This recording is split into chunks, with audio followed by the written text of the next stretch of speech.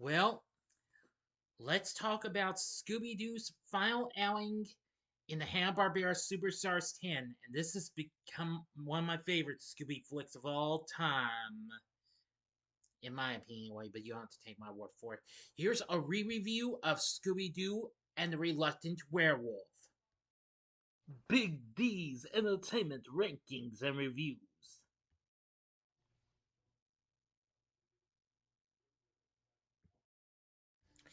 So, greetings, my fellow YouTubers, and welcome to Big D's Entertainment Rankings and Reviews. My name is Dewald Bear, known to as the Big D, and this time around I bring to you a re-review of the 1988 animated comedy horror made-for-TV flick Scooby-Doo and the Reluctant Werewolf from Hanna-Barbera, produced for syndication as part of the Hanna-Barbera Superstars 10 series. Now, in the order they were aired, this film premiered on November 13th, 1988, just a month after Scooby-Doo and the Ghoul School premiered. This would also be the next to last film in the Hanna-Barbera Superstars 10. Now, of course, this was just right about, well, just once a pub named Scooby-Doo had been on the air, right?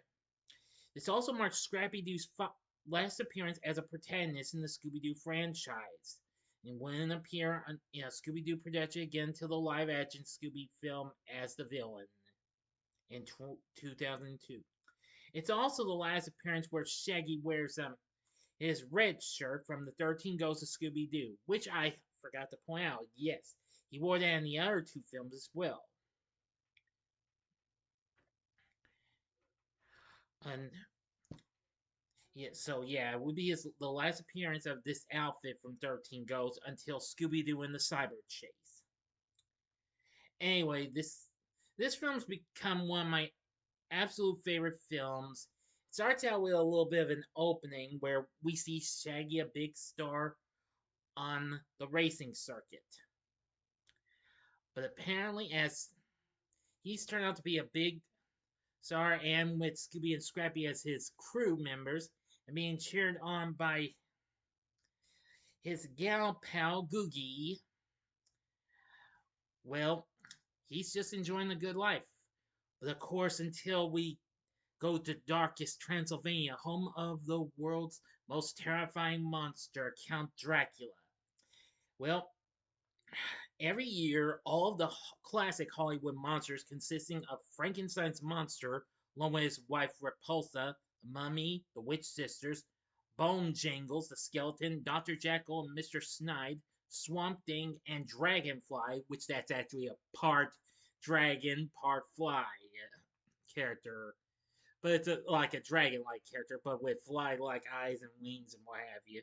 If you've seen the movie, you know what I'm talking about. They gather at Dracula's castle in Transylvania for the Monster Road Rally, a road race similar to Wacky Races, awarding the winner with the Monster of the Year award as well as many other macabre prizes, as announced by Dracula's wife and co-host Vanna Pyra. However, this year Dracula receives a postcard from the Wolfman stating that he has retired to Florida and thus will not be participating in any further races. Dracula fears he will have to cancel the race due to this sudden absence until his lion-like manservant Wolfgang notifies him of a way to create a new werewolf. According to an old spell book, the full moon will come into the perfect position to transform a human into a werewolf every 5 centuries on 3 nights in a row that begin the following night. The one in line to become the next werewolf is revealed to be none other than Shaggy himself, who coincidentally has won a recent car race with the help of his pit crew, Scooby-Doo and his young nephew Scrappy-Doo. So Dracula sends his hunchbacked henchmen, the Hunch Bunch, consisting of the well-civilized Brunch and the gibberish-speaking Crunch, on a mission to America to turn Shaggy into a werewolf and bring him back to his castle for the race.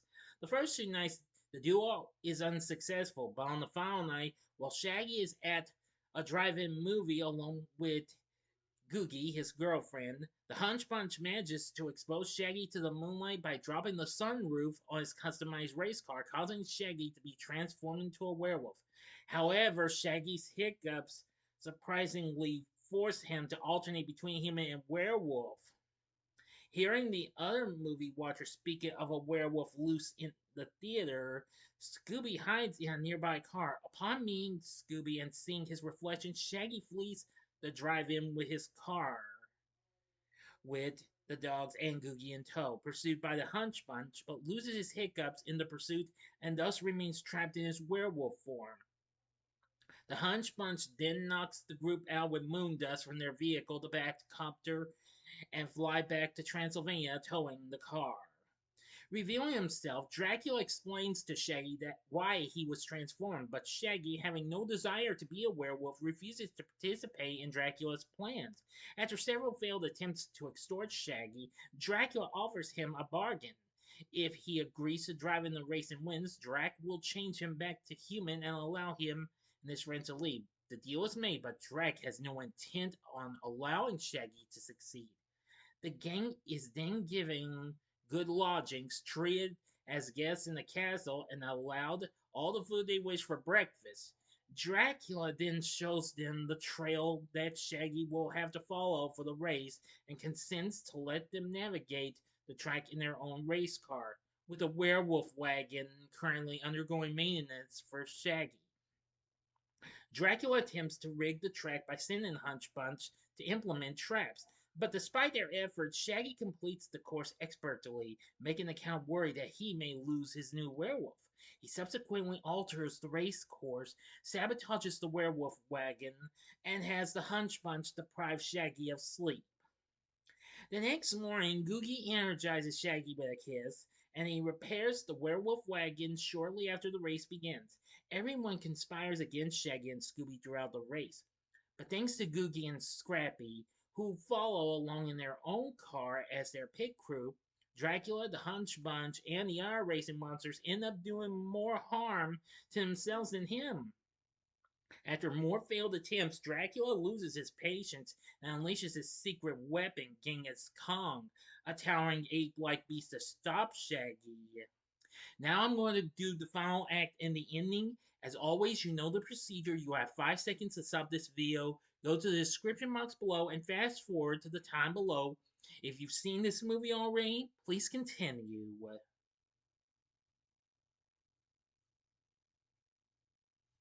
Okay, you've been warned.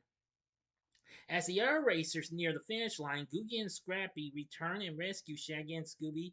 Then both pairs work together to make the monster fall into the other cars, leaving an easy path to victory for Shaggy. Furious to see all of his schemes have failed, Dracula goes back on his deal, stating that there is no way to turn Shaggy back. However, after Hanna-Barbera reveals that the solution is in Dracula's spell book, the Grimness Book of Records, the gang steals the book and make an escape. Dracula chases after them in his weaponized car and later his own plane. The four barely manage to dodge Dracula's powerful gadgets, and seconds before Dracula gets the best of them, a thunderstorm ensues. Dracula's plane is struck by lightning, sending him plummeting to the ocean below, where a shark chases him off. Returning him home, Googie uses the book to change Shaggy back to human. That night, the gang all sit down to watch another horror movie and eat pizza. In the final scene, Drac and the Hunch Bunch sneak up to their window swearing revenge, and in the film on a cliffhanger. End of story. So what did I think of Scooby-Doo and the Reluctant Werewolf? Well, I love this movie. Was the first animated Scooby film I actually watched. And I watched this on Disney Channel first before I ever got sent to Cartoon Network and then Boomerang. I like this movie. I like this just a little more than the other two films. Don't get me wrong. The Boo Brothers was good and Ghoul School was good, but this one I had a lot of fun with because it had all those classic monsters. I mean, now they didn't retain some of the looks for some monsters, like Drac, especially from Ghoul School. But anyway, I am going to say I enjoyed this, and it was a whole lot of fun. After this was shown on TV, it got released on video cassette by Good Times Home Video and then got a later re release the following year by Turner Home Entertainment after their recent acquirement of Hanna-Barbera's library.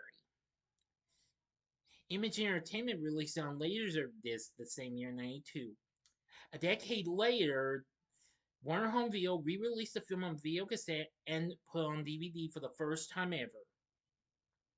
It also well, has been put on Blu-ray separately and in as a part of the Hanna-Barbera Superstars 10 box set through the Warner Archive earlier this year.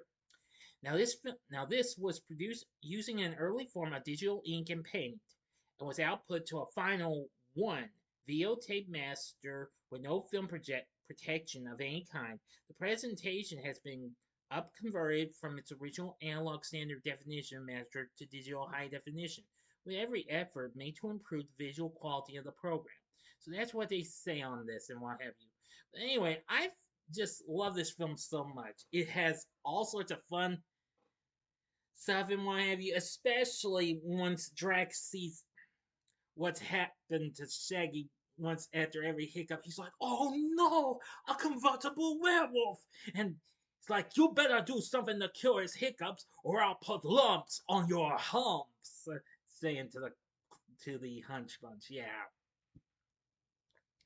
Oh boy. Yeah, I'm just gonna say this has its fun moments and what have you. And has a ton of outrageously fun-filled stuff.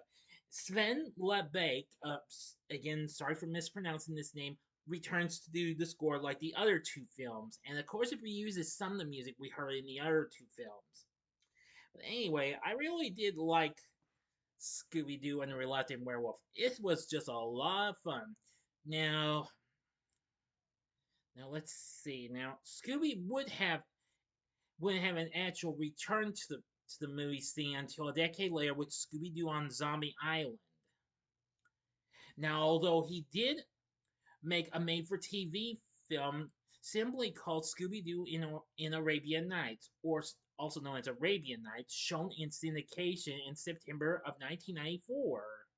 Now, I haven't seen this film in a long time, but I will tell you, it was a pretty good one. Not but I vaguely remember seeing much of it though. Anyway, for our voice acting cast, Don Masick once again reprises his role as Scooby Doo and Scrappy Doo one last time. Now, even though he was still going to continue doing Scooby for the run of a pup named Scooby Doo. Same with Casey Kasem, who voiced Shaggy once again. I'm going to say he's good as well. B.J. Ward, who recently was a later voice actor for Velma, actually voices Googie, as well as Repulsa, Bride of Frankenstein. Hamilton Camp voices Dracula in this film, and I'm going to say he's very good. Jim Cummings, who of course who would also that same year would start voicing Winnie the Pooh in Disney's New Adventures of Winnie the Pooh, and later would do Tigger's voice later on in the series, and would go on to work on other cartoons like Chip and Dale Rescue Rangers and many others. Voiced Frankenstein, Wolfgang, Dragonfly, and more monsters. Voicing let's see here. We have the Witch Sisters. Mimi Sen voices the tall one, while the short one was voiced by Joan Gerber, who, of course, was certainly no stranger to doing work with Hanna-Barbera. She had recently done work on shows like Help, It's the Hair Bear Bunch, the new Scooby-Doo movies, These Are the Days, and Clue Club.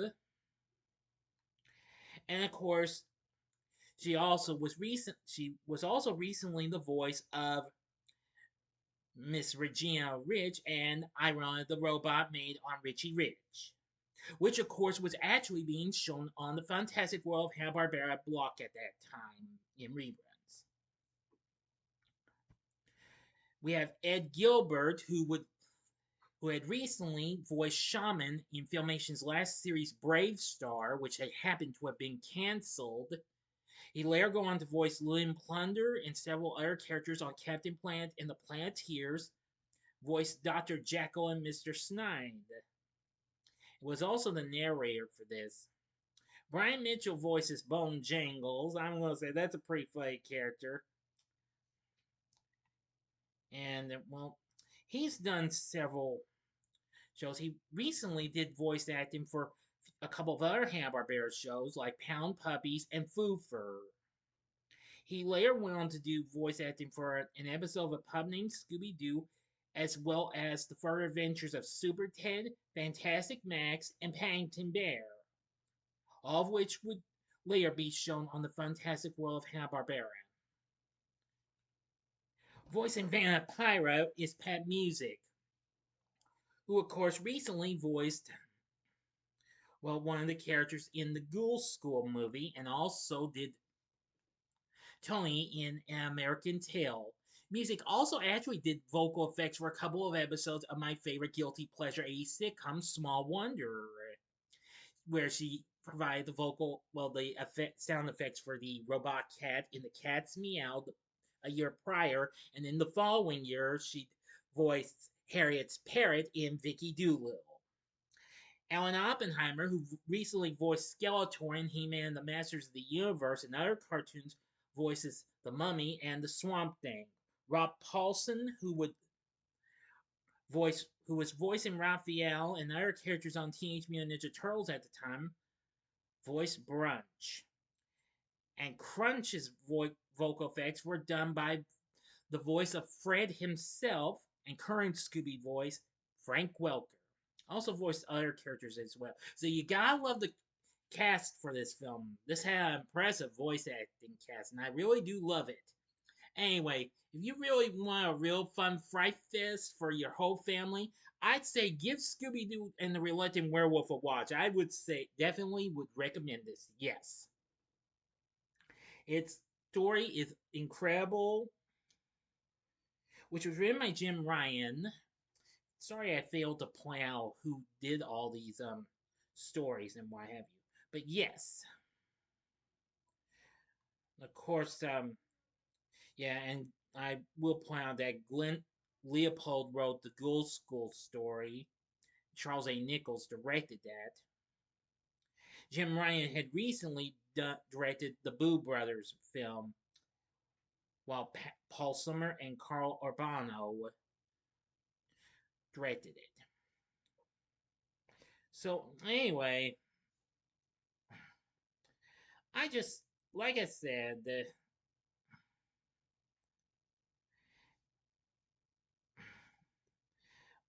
oh man, it's just hard to explain, but I just love Scooby-Doo and the Reluctant Werewolf. Okay, Ray Patterson was the director of the film. So anyway, I think it's all good. Its story's really good, the animation's really good, the characters are good, so is the voices and the music and what have you. It's good. So check out Scooby-Doo and the Reluctant Werewolf. I'd say you won't be disappointed. But what did you think of Scooby-Doo and the Reluctant Werewolf? Let me know in the comments section below. If you like this video, click the like button, subscribe, and be a part of the Big D Nation. Continue to help support my channel. Make it grow, make the views grow. And I'll be reviewing more Scooby-Doo films later on next week. So if you like this, you can check out some of these other vids. Before I do, I almost forgot. Join me next time when I review the remake of Night of the Demons for its anniversary. So now, in the upper left-hand corner, if you like this, check out my review of Scooby-Doo Meets the Boo Brothers. The upper right-hand corner is my recent review of Scooby-Doo and the Ghoul School. Or if you would like, you can check out my Saturday morning TV log on the show that was actually on at the time of this, A Pup Named Scooby-Doo.